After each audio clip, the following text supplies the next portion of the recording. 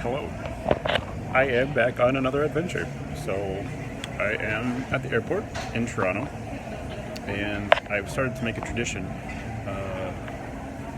getting some Molson.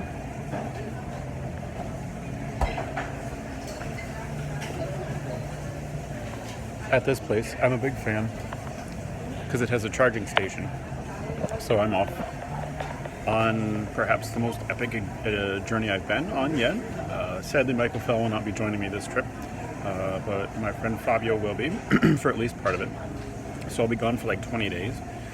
And I go to Reykjavik next, just for a layover, and then Stockholm for a layover, and then I end up in Istanbul tomorrow. So from Istanbul, I take the overnight train into Bulgaria, and then I take a bus through Serbia to Budapest, and then I take a train to Vienna, and then I fly to Gdansk in Poland.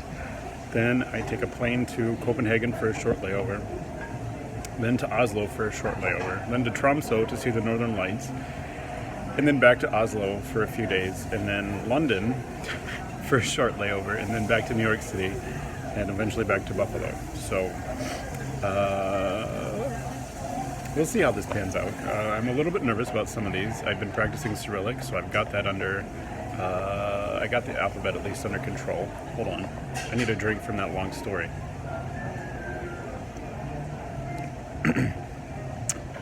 So that has me a little bit nervous. I've never traveled in a country that doesn't have the Roman alphabet, but I always make it through these things, so I just have to be patient, I suppose. The good news is that I submitted my second chapter before I left, so I'm going to take a little bit of a break from this whole dissertation thing. I know, but it's so stressful that it's going to be nice to be away from it for a few weeks. For all the fans in the fan club, I'm looking at you, Katie Gable. If you remember the last time I did a video, I was over there, and I had something wrong with my eye, and I look like a mutant. So, no eye problems today. I took a Greyhound here, and we stopped at every city between Buffalo and Toronto. It took just over 3.5 hours to get here.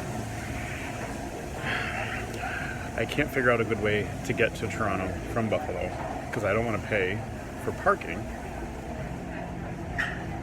But at the end of the day, it wasn't that bad. We got spot checked at the U.S. border. I've never had that happen before, and so they went up and down the aisle and had these pretty intimate conversations with every person, and we could all hear each other. It was pretty uncomfortable, but what can you do?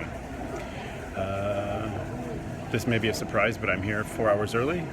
They were not even going to let me go through security. I was so early, but I was like, I've done this before, and there was no problem, and so he let me go, and of course there was no problem. So here I am now, drinking my beer and waiting for my flight to Iceland. So there you go. All right, next stop will be Istanbul tomorrow sometime. Fingers crossed. All right, bye.